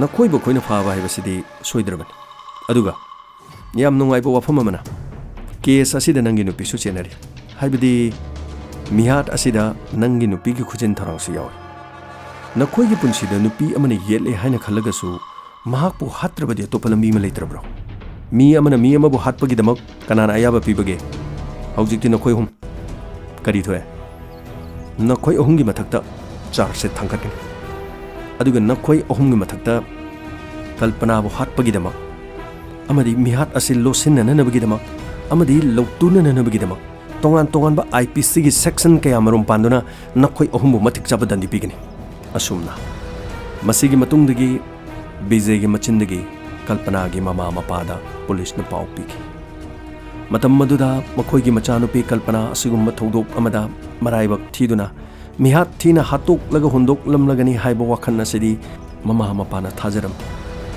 ममा मपाना हाइबे इंददुना लमकेट लम हाइदुना मसागे अपाम लंबी दे चचखिबि मचानुपी मिहात थीना हातोक लगा कनागुम अमतना क्लेम तौरुक्त्रे हाइदुना असीब हक्चांग फाव डिस्पोज तौरुखिबना ममा मपाना मचानुपी कल्पना गे असीब हक्चांग फाव उबा फंखिदे सुबनतंगी महकना सेलंबा सलवार अमदी फोटो दले हौरिबा असीबगी माइथोंग अदुनतना ममा मपाना करिगुंबा मदु पाइ लेजखिदे असीब हक्चांगी फोटो अदु यंगजरगा ममा मपाना तेंग थादुना कपचखि मसिनी ngasi डायमंड रेडियो न पुजरगलिबा केस असी ताबिरगा दोंगी पुंगनिंगदा करी फाउबिबगी संदोकचरिबा थोरम असिगी मखादा फीडबैक अमदी कमेंट पिबि संदोकचरिबा मोनोप्ले मोनोड्रामा असिदी डायमंड रेडियो असिगिदमक रेडियो सिबु ताबिरिबा मिपुंग खुदिमक्ता क्राइम की अवेयरनेस खरा पीनननबगिदमक होनजबनी ताबा नुंगाइनननबगिदमक म्यूजिक अमदी मोनोड्रामा ओइना मियामदा खुदोल तमजबनी फजबा फजदबा वाफमसिंग असिना तोंगाना थंबिरगा केस असिगी मनुंगी ओरिबा मचाकसिंग अदुदा अफबदमक लौसिनबियु फत्तबना नाकंदा थंबियु मतौ तमगे हाइबदि कैदोंगैदा खनबिरुगनु अरोइबदा फंगलिबा चाइना सिंगसिंगबियु अतोनबसिंग नुंसिबियु पिकलिबा अंगांगसिंगबु चानबियु तोला तारबा लाइरबा सिंगदा मतेंग पांगबियु फुरुप असिगिदमक फुरुपचा अमा ओइना अफबदमक तौबिरमु मीना नुंगाइतनबा वाफमदि कैदोंगैदासु हाइबिरुगनु मिपुंग खुदिंगबु अदोमना नुंसिबियु अदोमबसु मिपुंग खुदिमंगना नुंसिबिगन सना लेपाक इरमदम कंगलेपांगना याइफरी ताबिरिबसिंगबु जेम सैगुरजमना मुकाहना खुरुमजरी।